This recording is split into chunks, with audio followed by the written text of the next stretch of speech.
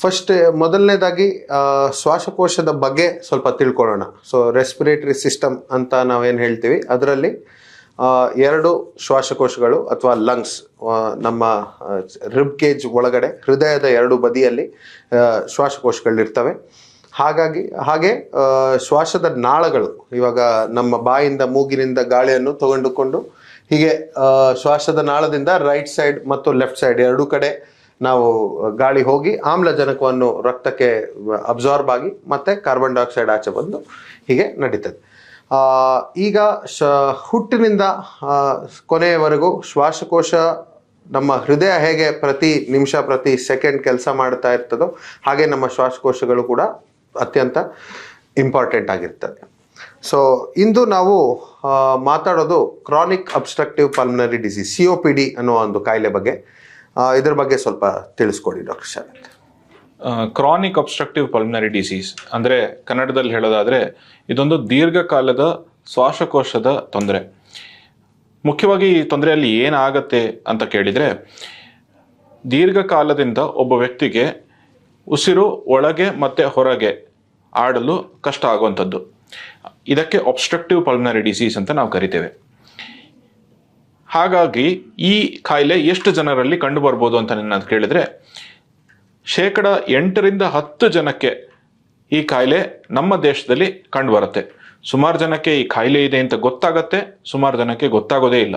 So ಈಗ COPDಗಳ ಕಾರಣಗಳೇನು?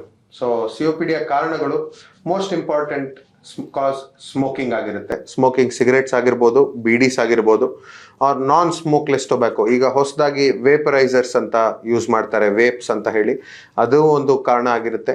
ಹಾಗೆ ಅದಲ್ಲದೆ ಎನ್ವಿರಾನ್ಮೆಂಟಲ್ ಟೊಬ್ಯಾಕೋ ಸ್ಮೋಕ್ ಆರ್ ನಾನ್ ಸ್ಮೋಕಿಂಗ್ COPD. ಇವಾಗ ಮಹಿಳೆಯರಲ್ಲಿ ಅವರಲ್ಲಿ COPD ಕಂಡು ಬಂದಾಗ, ಸ್ಮೋಕಿಂಗ್ ರಿಸ್ಕ್ ಕಾಸ್ ಆಗಿಲ್ಲದೆ ಇದ್ದಾಗ, ಸೊ ಅದರಲ್ಲಿ ಸೆಕೆಂಡ್ ಹ್ಯಾಂಡ್ ಸ್ಮೋಕ್ ಆಗಿರ್ಬೋದು, ಅಥವಾ air pollution, environmental air pollution, indoor air pollution. ಈಗ ಸೌದೆ ಒಲೆ ಉಪಯೋಗಿಸ್ತಾ ಇದ್ದಾಗ ಅದರಿಂದ ಬರುವಂಥ ಹೊಗೆ, ಅದರ ಸೇವನೆ ಕೂಡ ಲಂಗ್ಸ್ಗೆ ಭಾರಿ ಕೆಟ್ಟದಾಗಿರ್ತದೆ. ಅದಲ್ಲದೆ one most important cause is genetic causes ಅಂತ ಹೇಳ್ತೀವಿ. alpha-1 antitrypsin deficiency. ಇದು particularly young male patients, 40 years ಕೆಳಪಟ್ಟವರಲ್ಲಿ, ಸ್ಮೋಕಿಂಗ್ ಹಿಸ್ಟ್ರಿ ಇಲ್ಲದೆ ಇರುವವರಲ್ಲಿ ಕಂಡು ಬರುವಂತಹ ಒಂದು ಮುಖ್ಯವಾದ ಕಾರಣವಾಗಿರುತ್ತದೆ. ಮುಖ್ಯವಾಗಿ ಈ ರೋಗ ಲಕ್ಷಣಗಳೇನು, ಈ ರೋಗದ ಗುಣಲಕ್ಷಣಗಳು ಏನು ಅಂತ ಕೇಳಿದರೆ, ದೀರ್ಘಕಾಲದಿಂದ ಬರುವಂತಹ ಒಂದು ತೊಂದರೆ ಅಂತ ನಾನು ಹೇಳಿದೆ ಈಗಾಗಲೇ. ದೀರ್ಘಕಾಲದಿಂದ ಇರುವಂತಹ ಒಂದು ಕೆಮ್ಮು, ಉಸಿರಾಟದ ಒಂದು ತೊಂದರೆ ಅಂದರೆ ಉಬ್ಬಸ ಬರುವಂಥದ್ದು, ಓಡಾಡುವಾಗ ಅಥವಾ ಕೂತಿರುವಾಗ, ಅಥವಾ ಅರ್ಲಿ ಸ್ಟೇಜಸ್ಸಲ್ಲಿ ವ್ಯಕ್ತಿ ಆರಾಮಾಗಿದ್ದರೂ ಕೂಡ ಮೆಟ್ಟಿಲುಗಳು ಏರುವಾಗ ಅಥವಾ ಇಳಿಜಾರು ಏರುವಾಗ ಉಂಟಾಗುವ ಉಬ್ಬಸ ಇದರ ಮುಖ್ಯ ಗುಣಲಕ್ಷಣಗಳು. ಇದಲ್ಲದೇನೆ ವೀಸಿಂಗ್ ಅಂತ ಕರಿತೇವೆ, ಅಂದರೆ ಉಸಿರಾಡುವಾಗ, ಅಂದರೆ ಶ್ವಾಸ ಒಳಗೆ ಮತ್ತು ಹೊರಗೆ ಆಡುವಾಗ ಶ್ವಾಸದ ಒಳಗಿಂದ ಒಂದು ವಿಸಿಲಿಂಗ್ ಸೌಂಡ್, ಒಂದು ಸೌಂಡ್ ಬರುವಂಥದ್ದಕ್ಕೆ ವೀಸಿಂಗ್ ಅಂತ ಕರಿತೇವೆ. ಇದಷ್ಟೇ ಅಲ್ಲದೇನೆ ಶ್ವಾಸ ಮತ್ತು ಹೃದಯ ಅಂದರೆ ಲಂಗ್ಸ್ ಆ್ಯಂಡ್ ಹಾರ್ಟ್ ಎರಡು ಒಂದಕ್ಕೊಂದು ಸಂಬಂಧಿತ ಅಂಗಾಂಗಗಳು. ಶ್ವಾಸದ ತೊಂದರೆಯಿಂದ ಹೃದಯದ ಮೇಲೂ ಪರಿಣಾಮ ಬೀರಬಹುದು, ಹೃದಯದ ಮೇಲೂ ಪ್ರೆಷರ್ ಬೀರಬಹುದು. ಇದಕ್ಕೆ ನಾವು ರೈಟ್ ಹಾರ್ಟ್ ಫೇಲ್ಯೂರ್ ಅಂತ ಕರಿತೀವಿ ಅಥವಾ ಕಾರ್ಪಲ್ಮೋನಿಯಾ ಅಂತ ಕರಿತೀವಿ. ಇದು ಉಂಟಾದಲ್ಲಿ ವ್ಯಕ್ತಿಗೆ ಕಾಲು ಊತ ಆಗುವಂಥದ್ದು, ಮಲಗಿದಾಗ ಉಸಿರಾಟಕ್ಕೆ ಹೆಚ್ಚು ತೊಂದರೆ ಆಗುವಂಥದ್ದು ಆರ್ಥೋಪ್ನಿಯಾ ಅಂತ ಕರಿತೀವಿ. ಇದು ಕೂಡ ಈ ಕಾಯಿಲೆಯ ಗುಣಲಕ್ಷಣಗಳು ಆಗಿರಬಹುದು. ಈ ಥರ ಗುಣಲಕ್ಷಣಗಳು ಕಂಡಲ್ಲಿ ಒಬ್ಬ ವ್ಯಕ್ತಿ ಏನು ಮಾಡ್ಬೇಕು ಸರ್? ಸೊ ಈಗ ಇದೆಲ್ಲ ನಾವು ನೋಡಿದಂತೆ ಈ ಲಕ್ಷಣಗಳಿರುವ ಒಂದು ವ್ಯಕ್ತಿ ತುಂಬ ದೀರ್ಘಕಾಲದಿಂದ ಕೆಮ್ಮು ಅಥವಾ ಉಸಿರಾಟದ ತೊಂದರೆಯವರು ಶ್ವಾಸಕೋಶ ತಜ್ಞರಲ್ಲಿ ಫಸ್ಟ್ ಹೋಗಿ ಡಯಾಗ್ನೋಸಿಸ್. ಈಗ ಡಯಾಗ್ನೋಸಿಸ್ ನಾವು ಏನು ಮಾಡಬೇಕಾಗ್ತದೆ ಡಯಾಗ್ನೋಸಿಸ್ ಬರಲಿಕ್ಕೆ? So first most important thing is a chest x-ray. Chest x-ray ಮಾಡಿ ನೋಡಿದಾಗ ಅದರಲ್ಲಿ ನಮಗೆ COPDಯ ಕೆಲ ಲಕ್ಷಣಗಳು ಕಾಣ್ಬೋದು. ಹೈಪರ್ ಇನ್ಫ್ಲೇಷನ್ ಅಂತ ಹೇಳ್ತೀವಿ, ಅಥವಾ ಲಂಗಲ್ಲಿ ಬುಲ್ಲೇಸ್ ಅಂತ ಹೇಳ್ತೀವಿ. ಇದೆಲ್ಲ ಲಂಗಲ್ಲಿ ಆಗುವಂಥ ಡ್ಯಾಮೇಜ್ಗಳು, ಸ್ಮೋಕಿಂಗ್ ರಿಲೇಟೆಡ್ ಡ್ಯಾಮೇಜ್ ಆಗುವಂಥದ್ದು, ಅದರ ಸೈನ್ಸ್ ನಾವು ನೋಡ್ಬೋದು ಚೆಸ್ಟ್ ಎಕ್ಸ್ರೇಲಿ. ಅದಲ್ಲದೆ ಪಲ್ಮನರಿ ಫಂಕ್ಷನ್ ಟೆಸ್ಟ್, ಇದು ಒಂದು ಮುಖ್ಯ ಟೆಸ್ಟ್ ಆಗಿರುತ್ತೆ. ಸೊ ಇದರ ಮುಖಾಂತರ ನಾವು ರೋಗದ ತೀವ್ರತೆ ಬಗ್ಗೆ ನಾವು ತುಂಬ ತಿಳ್ಕೊಳ್ಬೋದಾಗಿರುತ್ತೆ. ಸೊ ಇದು ಒಂದು ಉಸಿರಾಟದ ಪರೀಕ್ಷೆ. ದೊಡ್ಡ ಉಸಿರನ್ನು ತಗೊಂಡು ಜೋರಾಗಿ ಉಸಿರು ಬಿಡುವಂಥದ್ದು. ಅದರಲ್ಲಿ ನಾವು ಲಂಗ್ ಕೆಪಾಸಿಟೀಸ್ ಏನಿದೆ, ಎಕ್ಸ್ಪಿರೇಟರಿ ವಾಲ್ಯೂಮ್ ಅಂತ ಹೇಳ್ತೀವಿ, ಅದನ್ನೆಲ್ಲ ನಾವು ನೋಡಿಕೊಂಡು ಎಂಥ ತೀವ್ರತೆ ಏನಿರಬಹುದು, ಇದಕ್ಕೆ ಕಾರಣವೇನಿರ್ಬೋದು, ಅದಕ್ಕೆ ನಾವು ಮತ್ತೆ ಅದಕ್ಕೆ ಅನುಗುಣವಾಗಿ ಏನು ಮೆಡಿಸಿನ್ ಅನ್ನು ಕೊಡಬೇಕಾಗ್ತದೆ ಅಂತ ನಾವು ನೋಡ್ಬೋದು. ಇದಲ್ಲದೆ ಸ್ವಲ್ಪ ಬ್ಲಡ್ ಇನ್ವೆಸ್ಟಿಗೇಷನ್ಸ್ ನಮಗೆ ಹೆಲ್ಪ್ ಮಾಡುತ್ತೆ ಇದು ಡಯಾಗ್ನೋಸಿಸ್ ಮಾಡಲಿಕ್ಕೆ. ಅದರಲ್ಲಿ ಕಂಪ್ಲೀಟ್ ಬ್ಲಡ್ ಕೌಂಟ್ ಅಂತ ಹೇಳ್ತೀವಿ. ಕೆಲವು ಪೇಷಂಟ್ಸ್ COPD ಉಳ್ಳವರು ಈಸ್ನೋಫಿಲ್ಸ್, ಬ್ಲಡ್ಡಲ್ಲಿ ಈಸ್ನೋಫಿಲ್ ಕಣಗಳು ಜಾಸ್ತಿ ಆಗಿರೋದ್ರಿಂದ ಅದು ಅಲರ್ಜಿಕ್ ಸಿಂಪ್ಟಮ್ಸ್ ಕೂಡ ಜಾಸ್ತಿ ಆಗ್ತದೆ. ಸೊ ಅವರಲ್ಲಿ ಅದನ್ನು ನಾವು ಕಂಡುಹಿಡಿದಲ್ಲಿ ಅದಕ್ಕೆ ಬೇರೆ ಆದಂಥ ಒಂದು ಮೆಡಿಸಿನ್ಸನ್ನು ನಾವು ಕೊಡ್ಬೋದು. ಇದೆಲ್ಲ ಮುಗಿಸಿ ನಾವು CT ಸ್ಕ್ಯಾನ್ ಅಂತ ಹೇಳ್ತೀವಿ. ಈಗ ತುಂಬ ತೊಂದರೆ ಇರುವವರಲ್ಲಿ ಅಥವಾ ಎಕ್ಸ್ರೇಲಿ ನಾವು ಕೆಲ ಲಕ್ಷಣಗಳು ನಾವು ಈಗಾಗಲೇ ಮಾತಾಡಿದಂಥ ಸೈನ್ಸ್ ಇದ್ದಲ್ಲಿ ನಾವು CT ಸ್ಕ್ಯಾನ್ ಮಾಡಿ ಅದನ್ನು ಇನ್ನೂ ವಿಸ್ತಾರವಾಗಿ ನೋಡಬಹುದಾಗಿರ್ತದೆ. ಅದರಲ್ಲಿ ಈಗ ಮತ್ತು ಅದರಲ್ಲಿ ನಾವು ಬೇರೆ ಬೇರೆ ಆದಂತಹ ಇಂಟರ್ವೆನ್ಷನ್ಗಳನ್ನು ಪ್ಲ್ಯಾನ್ ಮಾಡಲಿಕ್ಕೆ CT ಸ್ಕ್ಯಾನು ಕೂಡ ನಮಗೆ ಸಹಕರಿಸ್ತದೆ. ಸೊ ಇದೆಲ್ಲ ಟೆಸ್ಟ್ಗಳ ನಂತರ ನಮಗೆ ಒಂದು ಡಯಾಗ್ನೋಸಿಸ್, ಇವಾಗ COPD ಅನ್ನೋದು ಒಂದು ಡಯಾಗ್ನೋಸಿಸ್ ಬರುತ್ತೆ. ಅದರಲ್ಲಿ ಬೇರೆ ಬೇರೆ ಸ್ಟೇಜಸ್ ಇರ್ತದೆ, ಸ್ಟೇಜ್ A, B, E ಅಂತೆಲ್ಲ ಹೇಳ್ತೇವೆ. ಸೊ ಇದಾದಮೇಲೆ ನೆಕ್ಸ್ಟ್ ಇದಕ್ಕೆ ಟ್ರೀಟ್ಮೆಂಟ್ ಹೇಗೆ ಅಂತ ನೀವು ಒಂದು ಸ್ವಲ್ಪ ವಿಸ್ತರಿಸಿ. ಈಗ COPDಯ ಗುಣಲಕ್ಷಣಗಳು ತಿಳ್ಕೊಂಡಿದ್ದೀವಿ, COPDಯನ್ನು ಡಯಾಗ್ನೋಸಿಸ್ ಮಾಡಿದ್ದು ಹೇಗೆ ಅಂತ ತಿಳ್ಕೊಂಡಿದ್ದೀವಿ. ಮುಂದೆ ಬರುವಂಥದ್ದು ಟ್ರೀಟ್ಮೆಂಟ್. ಇದಕ್ಕೆ ಟ್ರೀಟ್ಮೆಂಟ್ ಆಗಿ ಏನು ಮಾಡಬಹುದು ಅಂತ ಕೇಳೋದಾದರೆ, ಒಂದು ರೋಗದ ತೀವ್ರತೆ ಅನುಗುಣವಾಗಿ ತಕ್ಕಂತೆ ಅದಕ್ಕೆ ಟ್ರೀಟ್ಮೆಂಟ್ ಇರುತ್ತೆ. ಮೈಲ್ಡ್ ಇರ್ಬೋದು, ಮಾಡ್ರೇಟ್ ಇರ್ಬೋದು, ಸಿವಿಯರ್ ಇರ್ಬೋದು, ಅಥವಾ ವೆರಿ ಸಿವಿಯರ್ ಇರ್ಬೋದು. ಒಬ್ಬ ವ್ಯಕ್ತಿಗೆ ಮೈಲ್ಡ್ COPD ಉಂಟಾದಲ್ಲಿ ಆ ವ್ಯಕ್ತಿಗೆ ಕೆಲವೊಂದು ಇನ್ಹೇಲರ್ಸ್ ಅಂತ ಹೇಳ್ತೇವೆ, ಅಂದರೆ ಬ್ರಾಂಕೋಡೈಲೇಟರ್ಸ್ ಅಥವಾ ಕೆಲವೊಂದು ಮೆಡಿಕೇಶನ್ಸನ್ನು ಡೈರೆಕ್ಟಾಗಿ ಶ್ವಾಸಕ್ಕೆ ಕೊಡುವಂಥದ್ದು. ಇಲ್ಲಿ ನಮಗೆ ಕಾಣುವಂಥದ್ದು ಆ ರೀತಿಯ ಒಂದು ಇನ್ಹೇಲರ್. ಈ ಮೆಡಿಸನ್ ಏನು ಶ್ವಾಸಕ್ಕೆ ಹೋಗುತ್ತೋ ಅದು ಇಲ್ಲಿ ಕ್ಯಾನಿಸ್ಟರ್ ಅಂತ ಹೇಳ್ತೇವೆ. ಆ ಕ್ಯಾನಿಸ್ಟರ್ ಒಳಗೆ ಒಂದು ಪ್ರೊಪೆಲೆಂಟ್ ಒಟ್ಟಿಗೆ ಇರುತ್ತೆ. ಇದನ್ನು ಪ್ರೆಸ್ ಮಾಡಿದಾಗ ಡೈರೆಕ್ಟಾಗಿ ಶ್ವಾಸಕ್ಕೆ ಹೋಗಿ ಆ ಮೆಡಿಸನ್ ಆ್ಯಕ್ಟ್ ಆಗುವಂಥದ್ದು. ಅದೇ ರೀತಿ ನಮಗೆ ಇಲ್ಲಿ ಇನ್ನೊಂದು ಇನ್ಹೇಲರ್ ಕಾಣುವಂಥದ್ದು. ಇದು ಕೂಡ ಅದೇ ಥರ ಒಂದು ಸಿಮಿಲರ್ ಇನ್ಹೇಲರ್. ಇದು ಇನ್ನೊಂದು ರೀತಿಯ ಒಂದು ಇನ್ಹೇಲರ್. ಇದು ಡ್ರೈ ಪೌಡರ್ ಇನ್ಹೇಲರ್ ಡಿವೈಸ್ ಅಂತ ಕರಿತೇವೆ. ಇದರಲ್ಲಿ ಒಂದು ಕ್ಯಾಪ್ಸ್ಯೂಲ್ ರೀತಿಯಾಗಿ ಮೆಡಿಸನ್ ಇರುವಂಥದ್ದು. ಆ ಕ್ಯಾಪ್ಸ್ಯೂಲ್ ಅನ್ನು ಇದರೊಳಗೆ ಹಾಕಿ ಮತ್ತೆ ಜೋರಾಗಿ ಶ್ವಾಸ ಎಳ್ಕೊಂಡಾಗ ಆ ಕ್ಯಾಪ್ಸ್ಯೂಲಲ್ಲಿ ಇರುವಂತಹ ಮೆಡಿಸಿನ್ ಡೈರೆಕ್ಟಾಗಿ ಶ್ವಾಸಕ್ಕೆ ಹೋಗಿ ಅಲ್ಲೇ ಲೋಕಲಿ ಆಕ್ಟಿಂಗ್ ಅಂತ ಹೇಳ್ತೇವೆ. ಸೊ ಹಾಗಾಗಿ ಸಿಸ್ಟಮಿಕ್ ಮೆಡಿಕೇಶನ್ಸ್ಗಿಂತ ಸೈಡ್ ಎಫೆಕ್ಟ್ ಬಹಳ ಕಡಿಮೆ ಇರುವಂಥದ್ದು ಈ ಇನ್ಹೇಲರ್ ಡಿವೈಸಸ್. ಇಲ್ಲಿ ತೋರಿಸಿದ ಈ ಇನ್ಹೇಲರ್ ಜೊತೆ ಇನ್ನೊಂದು ಸ್ಪೇಸರ್ ಅಂತ ನಾವು ಕರಿತೇವೆ. ಇದು ಹಲವರಲ್ಲಿ ಅಥವಾ ಬಹಳ ದೊಡ್ಡವರಲ್ಲಿ, ಎಲ್ಡರ್ಸ್ ಅಂತ ಹೇಳ್ತೇವೆ, ಅವರಿಗೆ ಇದರ ಕೋಆರ್ಡಿನೇಷನ್ ಗೊತ್ತಾಗದೇ ಇರುವಂತಹ ಒಂದು ಸಂದರ್ಭದಲ್ಲಿ ಈ ಸ್ಪೇಸರ್ನ ಬಳಕೆ ಕೂಡ ನಾವು ಮಾಡ್ತೇವೆ. ಸೊ ದಟ್ ಡ್ರಗ್ ಡೆಪೋಸಿಷನ್, ಅಂದರೆ ಮೆಡಿಸಿನ್ನಿನ ಎಫೆಕ್ಟ್ ಇನ್ನ ಬೆಟರ್ ಇರುವಂಥದ್ದು ಒಂದು ಸಾಧನೆ. ಸೊ ಇದು ಮೆಡಿಕಲ್ ಮ್ಯಾನೇಜ್ಮೆಂಟ್. ಇದರೊಟ್ಟಿಗೆ ಕೆಲವೊಂದು ಟ್ಯಾಬ್ಲೆಟ್ಸ್ ಕೂಡ ಇರ್ಬೋದು, ಕೆಲವೊಂದು ಆಂಟಿಬಯೋಟಿಕ್ಸ್ ಇರ್ಬೋದು, ಅಥವಾ ಹಲವರಲ್ಲಿ ಸೆಲೆಕ್ಟೆಡ್ ಪೇಷಂಟ್ಸ್ ಅಲ್ಲಿ ಸ್ಟೀರಾಯ್ಡ್ಸ್ ಕೂಡ ಕೊಡುವಂತಹ ಸಂದರ್ಭ ಬರಬಹುದು. ಇದು ಮೆಡಿಕಲ್ ಟ್ರೀಟ್ಮೆಂಟ್. ಇದಲ್ಲದೇನೆ ಕೆಲವೊಂದು ಅದರ್ ಇಂಟರ್ವೆನ್ಷನ್ಸ್ ಮತ್ತೆ ಸರ್ಜಿಕಲ್ ಆಪ್ಷನ್ಸ್, ಕೆಲವರಲ್ಲಿ ಆಪ್ಷನ್ಸ್ ಅವೈಲಬಲ್, ಕೆಲವೊಂದು ಆಪ್ಷನ್ಸ್ ಆಫರ್ ಮಾಡಬಹುದು.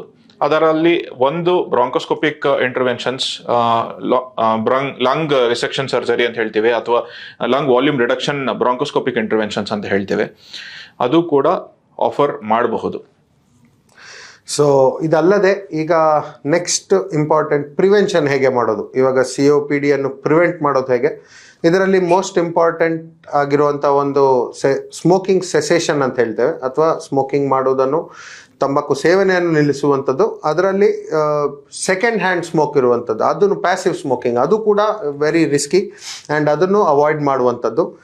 ಇದಲ್ಲದೆ ಇವಾಗ COPD ಡಯಾಗ್ನೋಸ್ ಆಗಿರುವವರಲ್ಲಿ ನಾವು ಏನು ಮುಂದೆ ನೋಡ್ಕೋಬೇಕಾಗ್ತದೆ, ಒಂದು ವ್ಯಾಕ್ಸಿನೇಷನ್. ಸೊ ಇವಾಗ ದೇರ್ ಆರ್ ಎರಡು ವ್ಯಾಕ್ಸಿನ್ಸ್ ತುಂಬ ಕಾಮನ್ ಆಗಿ ನಾವು ಯೂಸ್ ಮಾಡ್ತೇವೆ. ಒಂದು ಇನ್ಫ್ಲೂಯೆನ್ಸಾ ವ್ಯಾಕ್ಸಿನೇಷನ್ ಅಂತ ಹೇಳಿ, ಅದು ವರ್ಷದಲ್ಲಿ ಒಮ್ಮೆ, ಇವಾಗ H1N1 ಆಗಿರ್ಬೋದು, H3N2 ಆಗಿರ್ಬೋದು, ಇದನ್ನೆಲ್ಲ ನಾವು ಕೇಳಿದ್ದೇವೆ ಬೇರೆ ಬೇರೆ ವೇರಿಯಂಟ್ಸ್ ಆಗಿ. ಸೊ ಇನ್ಫ್ಲೂಯೆನ್ಸಾ ವ್ಯಾಕ್ಸಿನ್ ವರ್ಷಕ್ಕೊಮ್ಮೆ 4 strain, most common strain along with H1N1 ಇರುವಂತಹ ಒಂದು ವ್ಯಾಕ್ಸಿನ್ ಇರ್ತದೆ, ಅದನ್ನು ನಾವು ತೆಗೆದುಕೊಳ್ಬೇಕಾಗ್ತದೆ. ಎರಡನೇದು ನ್ಯೂಮೋಕಾಕಲ್ ವ್ಯಾಕ್ಸಿನ್ ಅಂತ ಹೇಳ್ತೇವೆ. ಅದು ನ್ಯೂಮೋಕಾಕಲ್ ಡಿಸೀಸ್ ಅಂತ ಹೇಳಿದ್ರೆ ಅದು ಶ್ವಾಸಕೋಶದಲ್ಲಿ ನಿಮೋನಿಯಾ ಉಂಟು ಮಾಡುವಂಥ ಒಂದು ಕಾಯಿಲೆ. ಸೊ ಅದರ ತೀವ್ರತೆಯನ್ನು ಕಡಿಮೆ ಮಾಡಲಿಕ್ಕೆ ನ್ಯೂಮೋಕಾಕಲ್ ವ್ಯಾಕ್ಸಿನ್ ಅಂತ ಹೇಳ್ತೇವೆ. ಅದು ಒಂದು 2 ಡೋಸಿನ ವ್ಯಾಕ್ಸಿನ್ ಆಗಿರ್ತದೆ. Both doses to be taken 2 months apart. So ಇದು ವ್ಯಾಕ್ಸಿನೇಷನ್ ಬಗ್ಗೆ. ಇದಲ್ಲದೆ ನಾವು ಪಲ್ಮನರಿ ರಿಹ್ಯಾಬಿಲಿಟೇಷನ್ ಅಂತ ಹೇಳ್ತೇವೆ. ಸೊ ಪಲ್ಮನರಿ ರಿಹ್ಯಾಬಿಲಿಟೇಷನ್ ಅಂತ ಹೇಳಿದ್ರೆ ಶ್ವಾಸಕೋಶದಲ್ಲಿ ಈಗ ತೊಂದರೆ ಉಂಟಾದಾಗ, ಈಗ ನಾವು ಬ್ರಾಂಕೋ ಡೈಲೇಟರ್ಸ್ ಅಂತ ಏನು ಮಾತಾಡಿದ್ವಿ, ಅದು ಬೇಸಿಕಲಿ ನಾವು ಹೀಗೆ ಈಗ ಇದರ ಮುಖಾಂತರ ನಾವು ತಿಳಿಬೋದು. ಈ ಕಡೆ ಇರುವಂಥದ್ದು ಇದು ನಾರ್ಮಲ್ ವಿಂಡ್ ಪೈಪ್ ಆಗಿರ್ತದೆ. ಇದು COPD ಪೇಷಂಟ್ಸಲ್ಲಿ ನಾವು ಅಲ್ಲಿ ರೋಗ ಜಾಸ್ತಿ ಆದಾಗ ಅಲ್ಲಿ ಸೆಲ್ಸ್ಗಳು, ಗಾಬ್ಲೆಟ್ ಸೆಲ್ಸ್ ಅಂತ ಹೇಳಿದ್ದು, ಅದು ಜಾಸ್ತಿಯಾಗಿ, ಕಫ ಜಾಸ್ತಿಯಾಗಿ, ಗಾಳಿ ಹೋಗ್ಲಿಕ್ಕೆ ಜಾಗ ಕಮ್ಮಿ ಆಗ್ತದೆ. ಈ ಥರ ಇದ್ದಾಗ ನಾವು ವೀಸಿಂಗು ಅಥವಾ ಶ್ವಾಸದ ಮೆಟ್ಲು ಹತ್ತುವಾಗ ಶ್ವಾಸಕ್ಕೆ ಉಸಿರಾಡಲಿಕ್ಕೆ ತೊಂದರೆ ಆಗುವಂಥದ್ದನ್ನು ನೋಡ್ಬೋದು. ಅದು ತೀವ್ರತೆ ತುಂಬ ಜಾಸ್ತಿ ಆದಲ್ಲಿ ಅದು ತುಂಬ ಇಲ್ಲಿ ಕಫ ಎಲ್ಲ ಸೇರಿಕೊಂಡು ಕಟ್ಕೊಂಡು ಶ್ವಾಸ ಓಡಾಡಲಿಕ್ಕೆ ಆಗದಂತೆ ಆಗುವಂಥದ್ದು. ಈಗ ಇದನ್ನ ನಾವು ಚೇಂಜಿಂಗ್ ಇಟ್ ಟು ದಿಸ್, ಇದು ನಾವು ಬ್ರಾಂಕೋ ಡೈಲೇಟರ್ ಮುಖಾಂತರ ಮಾಡ್ಬೋದು. ಇದು ಆಫ್ಟರ್ ಒಂದು ವಯಸ್ಸಿನ ನಂತರ ಅದು ರೆಸ್ಪಾನ್ಸು ಸ್ವಲ್ಪ ಕಡಿಮೆ ಆಗ್ತಾ ಬರ್ತದೆ. ಆಗ ನಾವು ಬೇರೆ ವಿಧಾನಗಳು, ಈಗ ಪಲ್ಮನರಿ ರಿಹ್ಯಾಬಿಲಿಟೇಷನ್ ಅಂತ ಏನು ಹೇಳಿದ್ವಿ, ಎಕ್ಸರ್ಸೈಸಸ್ ಮುಖಾಂತರ ನಮ್ಮ ಶ್ವಾಸಕೋಶಗಳನ್ನು ಸ್ವಲ್ಪ ಹೆಲ್ದಿಯಾಗಿ ಇಟ್ಕೊಳ್ಳುವಂಥದ್ದು. ಅದು ಆ ಪಲ್ಮನರಿ ರಿಹ್ಯಾಬಿಲಿಟೇಷನ್ ಅಲ್ಲೂ ಒಂದು 2 ಥರ ಇದೆ. ಒಂದು ಆ ಜಾಗದಲ್ಲಿ ಹೋಗಿ ಮಾಡುವಂಥದ್ದು, ಪಲ್ಮನರಿ ರಿಹ್ಯಾಬಿಲಿಟೇಷನ್ ಸೆಂಟರ್ಸ್ ಅಂತ ಏನು ಹೇಳ್ತೇವೆ, ಅದರಲ್ಲಿ ಮಾಡುವಂಥದ್ದು. ಮತ್ತೆ ಇನ್ನೊಂದು ಹೋಮ್ ಬೇಸ್ಡ್ ಪಲ್ಮನರಿ ರಿಹ್ಯಾಬಿಲಿಟೇಷನ್ ಅಂತ ಕೂಡ ಹೇಳ್ತೇವೆ. ಒಂದು ಸಿಂಪಲ್ ಆದಂಥ ಶ್ವಾಸಕೋಶದ ಎಕ್ಸರ್ಸೈಸ್ ಅಂತ ಹೇಳಿದ್ರೆ, ದೀರ್ಘವಾಗಿ ಉಸಿರು ತಗೊಳ್ಳುವುದು, ಅದನ್ನು hold it for about 5 to 10 seconds, ಮತ್ತೆ ಶ್ವಾಸ ನಿಧಾನವಾಗಿ ಬಿಡುವಂಥದ್ದು. ಇದು ಕೂಡ ಒಂದು ಎಫೆಕ್ಟಿವ್ ಪಲ್ಮನರಿ ಎಕ್ಸರ್ಸೈಸ್ ಆಗುವಂಥದ್ದಾಗಿ ನಾವು ನೋಡ್ಬೋದು. ಸೊ ಇದೆಲ್ಲದರೊಂದಿಗೆ ನಾವು COPDಯನ್ನು ಒಳ್ಳೆ ಮೆಡಿಸಿನ್ಸ್ ಒಂದಿಗೆ ಮತ್ತೆ ಎಲ್ಲ ಇಂಟರ್ವೆನ್ಷನ್ಸ್ ಒಂದಿಗೆ ಅದನ್ನು ಕಂಟ್ರೋಲ್ ಮಾಡಲಿಕ್ಕೆ ಆಗ್ತದೆ. ಇನ್ ಸಮ್ ಪೇಷಂಟ್ಸ್ ನಾವು ಎಲ್ಲ ಮಾಡಿ ಕೂಡ ಮೆಡಿಸಿನ್ಸ್ ಆಗಲಿ ಎಲ್ಲದರಲ್ಲೂ ಕೂಡ ನಾವು ಏನು ಮ್ಯಾಕ್ಸಿಮಮ್ ಲಿಮಿಟ್ ರೀಚ್ ಆದಮೇಲೂ ನಾವು ಸಿಂಪ್ಟಮ್ ಕಂಟ್ರೋಲ್ ಆಗದಿದ್ದಲ್ಲಿ lung transplant is a option. That can be a final option ಆಗಿ ನಾವು ನೋಡ್ಬೋದು. ಲಂಗ್ ಟ್ರಾನ್ಸ್ಪ್ಲಾಂಟೇಷನ್ ಹೇಗಂದ್ರೆ ಏನು? ಲಂಗ್ ಟ್ರಾನ್ಸ್ಪ್ಲಾಂಟೇಷನ್ ಅಂದರೆ ಒಬ್ಬ ರೋಗಿಯ ಎಂಡ್ ಸ್ಟೇಜ್ ಲಂಗ್ ಡಿಸೀಸ್, ಅಂದರೆ ಶ್ವಾಸಕೋಶ ಪೂರ್ತಿಯಾಗಿ ಎಂಡ್ ಸ್ಟೇಜ್ ಬಂದಲ್ಲಿ ಒಬ್ಬ ಮೃತ ವ್ಯಕ್ತಿಯ ಶ್ವಾಸಕೋಶಗಳನ್ನು ತೆಗೆದು ಕಸಿ ಮಾಡೋದಕ್ಕೆ ಲಂಗ್ ಟ್ರಾನ್ಸ್ಪ್ಲಾಂಟೇಷನ್ ಅಂತ ಕರಿತೇವೆ. ಲಂಗ್ ಟ್ರಾನ್ಸ್ಪ್ಲಾಂಟೇಷನ್ COPD ಕಾಯಿಲೆಗೆ ಒಂದು ಲಾಸ್ಟ್ ಆಪ್ಷನ್ ಆಗಿ ಆಫರ್ ಮಾಡಬಹುದು. ಈ ಲಂಗ್ ಟ್ರಾನ್ಸ್ಪ್ಲಾಂಟೇಷನ್ಗಳಿಗೆ COPD ಕಾಯಿಲೆ ಒಂದು ಮುಖ್ಯ ಕಾರಣ ಆಗಿರುತ್ತೆ. ಲಂಗ್ ಟ್ರಾನ್ಸ್ಪ್ಲಾಂಟೇಷನ್ ಬಗ್ಗೆ ಸ್ವಲ್ಪ ಮುಂದೆ ತಿಳಿಸ್ಕೊಡಿ ಸರ್. ಸೊ ಈಗ ಲಂಗ್ ಟ್ರಾನ್ಸ್ಪ್ಲಾಂಟೇಷನ್ ಅಂದಲ್ಲಿ ಅದರಲ್ಲಿ ಬೇರೆ ಬೇರೆ ವಿಧಾನಗಳಿದಾವೆ. ಒಂದು ಸಿಂಗಲ್ ಲಂಗ್ ಟ್ರಾನ್ಸ್ಪ್ಲಾಂಟ್ ಅಂತ ಹೇಳ್ತೀವಿ. ಒಂದು ಕಡೆ ಲಂಗ್ ಹಾಳಾಗಿದ್ದಲ್ಲಿ ಒಂದು ಕಡೆ ಮಾತ್ರ ಲಂಗ್ ಅನ್ನು ನಾವು ಟ್ರಾನ್ಸ್ಪ್ಲಾಂಟ್ ಮಾಡುವಂಥದ್ದು. ಡಬಲ್ ಲಂಗ್ ಟ್ರಾನ್ಸ್ಪ್ಲಾಂಟ್ ಅಂತ ಹೇಳ್ತೀವಿ, ಅವ್ರ DLT. ಇದು ಜನರಲಿ ಇವಾಗ COPD ಅಂತ ನಾವು ನೋಡಿದಾಗ COPD ಜನರಲೈಸ್ಡ್ ಡಿಸೀಸ್ ಆಗಿರುತ್ತೆ, ಅಂದ್ರೆ 2 ಶ್ವಾಸಕೋಶಗಳನ್ನು ಇನ್ವಾಲ್ವ್ಮೆಂಟ್ ಆಗಿರ್ತದೆ COPD ಅಲ್ಲಿ. ಹಾಗಾಗಿ ಡಬಲ್ ಲಂಗ್ ಟ್ರಾನ್ಸ್ಪ್ಲಾಂಟ್ ಜಾಸ್ತಿ ಕಾಮನ್ ಆಗಿರುತ್ತೆ.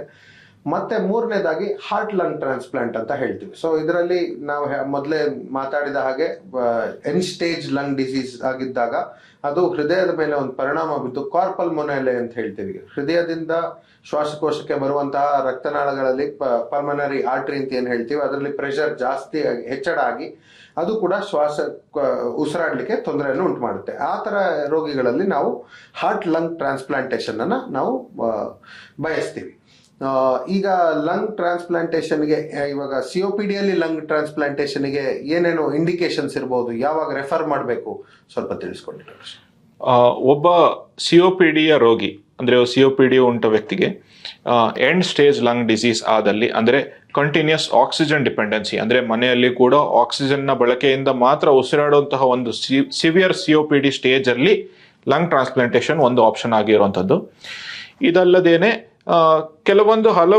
ಹಲವೊಂದು ಕಾರಣಗಳು ಕೂಡ ಲಂಗ್ ಟ್ರಾನ್ಸ್ಪ್ಲಾಂಟೇಷನ್ಗೆ ಲಾಸ್ಟ್ ಆಪ್ಷನ್ ಆಗಿ ಇರಬಹುದು. ಅದರಲ್ಲಿ ಮುಖ್ಯವಾದದ್ದು COPD. ಅದು ಬಿಟ್ಟರೆ ILD ಅಂತ ಹೇಳ್ತೇವೆ, ಕೆಲವೊಂದು ಬೇರೆ ಅದು ರೋಗಗಳು ಕೂಡ ಇರುವಂಥದ್ದು. ಈ ಲಂಗ್ ಟ್ರಾನ್ಸ್ಪ್ಲಾಂಟೇಷನ್ ಮುಂದೆ ಹೇಗೆ ಒಂದು ವ್ಯಕ್ತಿಗೆ ಲಂಗ್ ಟ್ರಾನ್ಸ್ಪ್ಲಾಂಟೇಷನ್ ಆದ ನಂತರ ಮುಂದೆ ಫಾಲೋ ಅಪ್ ಹೇಗೆ, ಅದರ ಕಾಂಪ್ಲಿಕೇಶನ್ ಹೇಗೆ ಅಂತ ಸ್ವಲ್ಪ ತಿಳಿಸ್ಕೊಡಿ ಸರ್. ಸೊ ಈಗ ಲಂಗ್ ಟ್ರಾನ್ಸ್ಪ್ಲಾಂಟೇಷನ್ COPD ಅಲ್ಲಿ ನಾವು ಆಕ್ಸಿಜನ್ ಡಿಪೆಂಡೆಂಟ್ ಇರುವಂತಹ ಪೇಷಂಟ್ಸ್ ಅಲ್ಲಿ ಅವರ FEV1 ಅಂತ ಹೇಳ್ತೇವೆ ನಾವು, ಏನು ಪಲ್ಮನರಿ ಫಂಕ್ಷನ್ ಟೆಸ್ಟ್ ಊದುವಂಥ ಪರೀಕ್ಷೆಯಲ್ಲಿ ನಾವು ಕಂಡು ಬಂದಂಥ FEV1 ವ್ಯಾಲ್ಯೂ 25% ಕಮ್ಮಿ ಇದ್ದಾಗ, 25%, ಕಮ್ಮಿ ಇದ್ದಾಗ, ಮತ್ತೆ ಅವರಲ್ಲಿ ಕಾರ್ಬನ್ ಡೈಆಕ್ಸೈಡ್ ಕೆಟ್ಟ ಗಾಳಿ ಅಂತ ನಾವೇನು ಹೇಳ್ತೀವಿ ಅದು ರಕ್ತದಲ್ಲಿ ಜಾಸ್ತಿ ಆದಾಗ ಹೈಪರ್ ಕ್ಯಾಪ್ನಿಕ್ ಫೇಲ್ಯೂರ್ ಅಂತ ಹೇಳ್ತೇವೆ. ಇಂಥವರಲ್ಲಿ ನಾವು ಲಂಗ್ ಟ್ರಾನ್ಸ್ಪ್ಲಾಂಟೇಷನ್ ನಾವು ಬಯಸ್ತೇವೆ. ಅವರಲ್ಲಿ ಈಗ ಲಂಗ್ ಟ್ರಾನ್ಸ್ಪ್ಲಾಂಟೇಷನ್ ಆದ ನಂತರ ಅದನ್ನು ನೋಡ್ಕೊಳ್ಳೋದು ಹೇಗೆ, ಈಗ ಯಾವುದೇ ಒಂದು ಫಾರಿನ್ ಲಂಗ್ ಅಥವಾ ಫಾರಿನ್ ಮೆಟೀರಿಯಲ್ ನಾವು ಬಾಡಿಯಲ್ಲಿ ಅಕ್ಸೆಪ್ಟೆನ್ಸ್ ಆಗೋದು ತುಂಬ ಮುಖ್ಯ. ಸೊ ಹಾಗಾಗಿ ನಾವು ಇಮ್ಯುನೋಸಪ್ರೆಷನ್ ಅಂತ ಹೇಳ್ತೇವೆ, ಮೆಡಿಸಿನ್ಸ್ ಕೊಟ್ಟು ನಮ್ಮ ಬಾಡಿಯ ಇಮ್ಯುನಿಟಿಯನ್ನು, ರೋಗ ನಿರೋಧಕ ಶಕ್ತಿ ಅಂತ ಏನು ಹೇಳ್ತೇವೆ ಅದನ್ನು ನಾವು ಸ್ವಲ್ಪ ಕಡಿಮೆ ಮಾಡ್ತೇವೆ ಮೆಡಿಸಿನ್ಸ್ ಕೊಟ್ಟು. ಮತ್ತೆ ಅವರಿಗೆ ಬ್ರಾಂಕೋಸ್ಕೋಪ್ ಬೇಕಾಗ್ತದೆ. ಈಗ ನಾವು ಎಲ್ಲಿ ಅದನ್ನು ತೆಗೆದು ಎಲ್ಲಿ ಕೂಡಿಸಿರ್ತೀವಿ ಅದು ಶ್ವಾಸದ ನಾಳೆಯಲ್ಲಿ ಅದು ಕೂಡಿರುತ್ತೆ, ಅದು ಸರಿಯಾಗಿದೆಯಾ, ಅಲ್ಲಿ ಹೀಲಿಂಗ್ ಚೆನ್ನಾಗಿದೆಯಾ ಅದನ್ನು ನೋಡಬೇಕಾಗ್ತದೆ. ಮತ್ತು pulmonary function test, sequential pulmonary function ಟೆಸ್ಟ್ಗಳನ್ನು ನಾವು ಮಾಡಿ ಅದು ಹೇಗೆ ಇದೆ ಅಂತ ನಾವು ನೋಡಬೇಕಾಗ್ತದೆ. ಸೊ ಒಂದು ಲಂಗ್ ಟ್ರಾನ್ಸ್ಪ್ಲಾಂಟ್ ಆದ ನಂತರ ದ ರೆಸ್ಪಾನ್ಸ್ ಅಂತ ಏನು ಹೇಳ್ತೀವಿ, ಅಂದರೆ 5 year ಮಾರ್ಟ್ಯಾಲಿಟಿ ಅಥವಾ immediate 3 month mortality, 5 year mortality ಅಂತ ನಾವೇನು ನೋಡ್ತೇವೆ. So 3 months mortality about 4 to 6%, 4% 6% ಇದೆ. ಮತ್ತು 5 year ಸರ್ವೈವಲ್ ರೇಟು ಅಬೌವ್ 65% ಇದೆ ಅಂತ ಹೇಳಿದ್ರೆ, ಇವಾಗ ಲಂಗ್ ಟ್ರಾನ್ಸ್ಪ್ಲಾಂಟ್ ಮಾಡಿದವರಲ್ಲಿ 5 ವರ್ಷದ ನಂತರ ಕೂಡ 100 ಜನರಲ್ಲಿ ಒಂದು 65 ಜನ ಚೆನ್ನಾಗಿ ಬಾಳುವಂಥ ಒಂದು ಅವಕಾಶವಿರ್ತದೆ. ಸೊ ಹೀಗಾಗಿ ಲಂಗ್ ಟ್ರಾನ್ಸ್ಪ್ಲಾಂಟ್ ಒಂದು ಇಂಪಾರ್ಟೆಂಟ್ ಆಪ್ಷನ್ ಆಗಿರುತ್ತೆ ಫಾರ್ COPD ಪೇಷಂಟ್ಸ್. ಸೊ ಈಗಾಗಲೇ COPD ಅಂದ್ರೆ ಏನು ಅಂತ ತಿಳ್ಕೊಂಡಿದ್ದೀವಿ. ಅಂದ್ರೆ ಇದೊಂದು ದೀರ್ಘಕಾಲದ ಶ್ವಾಸಕೋಶದ ತೊಂದರೆ. ಇದರ ಗುಣಲಕ್ಷಣಗಳು ಏನು ಅಂತ ತಿಳ್ಕೊಂಡಿದ್ದೀವಿ. ಕೆಮ್ಮು ಬರುವಂಥದ್ದು, ಉಸಿರಾಟಕ್ಕೆ ತೊಂದರೆ ಆಗುವಂಥದ್ದು, ವೀಸಿಂಗ್ ಬರುವಂಥದ್ದು, ಪದೇ ಪದೇ ಶ್ವಾಸಕೋಶದ ಸೋಂಕು ಆಗುವಂಥದ್ದು, ರೆಸ್ಪಿರೇಟರಿ ಇನ್ಫೆಕ್ಷನ್ ಅಂತ ಕರಿತೇವೆ. ಇದರೊಟ್ಟಿಗೆ ಹಾರ್ಟಿನ ಮೇಲೆ ಪ್ರಭಾವ ಬೀರಿ ಆರ್ಥೋಪ್ನಿಯಾ ಅಂತ ಹೇಳ್ತೇವೆ, ಅಂದ್ರೆ ಕಾಲು ಊತ ಬರುವಂಥದ್ದು, ಮತ್ತೆ ಮಲಗಿದಾಗ ಉಸಿರಾಟದ ತೊಂದರೆ ಹೆಚ್ಚಳ ಆಗುವಂಥದ್ದು, ಇದನ್ನ ನೋಡಿದ್ದೇವೆ. ಇದರೊಟ್ಟಿಗೆ ಈ ತರ ಸಮಸ್ಯೆ ಇದ್ದಲ್ಲಿ ಯಾವ ಡಾಕ್ಟರ್ನ ಬಳಿ ಹೋಗಬೇಕು ಅಂತ ಹೇಳಿದ್ದೇವೆ. ಅಂದ್ರೆ ಒಂದು ಶ್ವಾಸಕೋಶದ ತಜ್ಞ ಪಲ್ಮನಾಲಜಿಸ್ಟ್ ಬಳಿ ಹೋಗಬೇಕು. ಅವರು ಏನೆಲ್ಲ ಮಾಡ್ತಾರೆ ಅಂದ್ರೆ ಬ್ಲಡ್ ಟೆಸ್ಟ್ ಆಗಿರಬಹುದು, ಚೆಸ್ಟ್ ಎಕ್ಸ್ರೇ ಆಗಿರಬಹುದು, ಅಥವಾ ಪಲ್ಮನರಿ ಫಂಕ್ಷನ್ ಟೆಸ್ಟ್ ಅಂತ ಹೇಳ್ತೇವೆ, ಶ್ವಾಸದ ಕೆಪಾಸಿಟಿಯನ್ನು ಟೆಸ್ಟ್ ಮಾಡಲಿಕ್ಕೆ ಮಾಡುವಂಥದ್ದು. ಇದು ಮಾಡಿ ಆ ರೋಗದ ತೀವ್ರತೆಯನ್ನು ಅರಿತು ಅದಕ್ಕೆ ಅನುಗುಣವಾದಂತಹ ಟ್ರೀಟ್ಮೆಂಟ್ ಅದನ್ನು ಕೂಡ ಶುರು ಮಾಡುವಂಥದ್ದು. ಈ ಟ್ರೀಟ್ಮೆಂಟ್ ಮಾಡಿ ಇದನ್ನ ಸಾಕಷ್ಟು ಕಂಟ್ರೋಲ್ ಅಲ್ಲಿ ಇಟ್ಕೊಳ್ಳುವಂಥದ್ದು ಒಂದನ್ನು ನಾವು ತಿಳ್ಕೊಂಡಿದ್ದೇವೆ. ಇದರೊಟ್ಟಿಗೆ ನಾವು ಈ COPDಯನ್ನು ತಡೆಯೋದು ಹೇಗೆ, ಈ COPDಯ ಉಲ್ಬಣ ಆಗೋದು ಅಂದ್ರೆ ಎಕ್ಸಸರ್ಬೇಷನ್ಸ್ ಪ್ರಿವೆಂಟ್ ಮಾಡೋದು ಹೇಗೆ ವ್ಯಾಕ್ಸಿನೇಷನ್ ಮುಖಾಂತರ, ಮತ್ತೆ ಈ ಕಾಯಿಲೆ ಇದ್ದವರಲ್ಲಿ ಅದನ್ನು ಕಂಟ್ರೋಲ್ ಆಗಿ ಇಟ್ಕೊಂಡೋದು ಹೇಗೆ ಅಂತ ಕೂಡ ನಾವು ತಿಳ್ಕೊಂಡಿದ್ದೇವೆ. ಈಗ COPDಯ ಎಲ್ಲ ಮಾಹಿತಿಗಳನ್ನು ತಿಳಿದಿದ್ದೀರಾ. ಈ ಕಾಯಿಲೆಯ ಬಗ್ಗೆ ಅಥವಾ ಮತ್ತೆ ಯಾವುದಾದ್ರೂ ಕಾಯಿಲೆಯ ಬಗ್ಗೆ ನೆಗ್ಲೆಕ್ಟ್ ಮಾಡದೇನೆ ಏನಾದರೂ ಗುಣಲಕ್ಷಣಗಳಿದ್ದಲ್ಲಿ ತಮ್ಮ ಹತ್ತಿರದ ಡಾಕ್ಟರ್ನ ಬಳಿ ಹೋಗಿ ಸಂಪರ್ಕಿಸಿ ಅದಕ್ಕೆ ಅನುಗುಣವಾದಂತಹ ವೈದ್ಯೋಪಚಾರಗಳನ್ನು ಮಾಡುವಂತ ನಮ್ಮ ವಿನಂತಿ.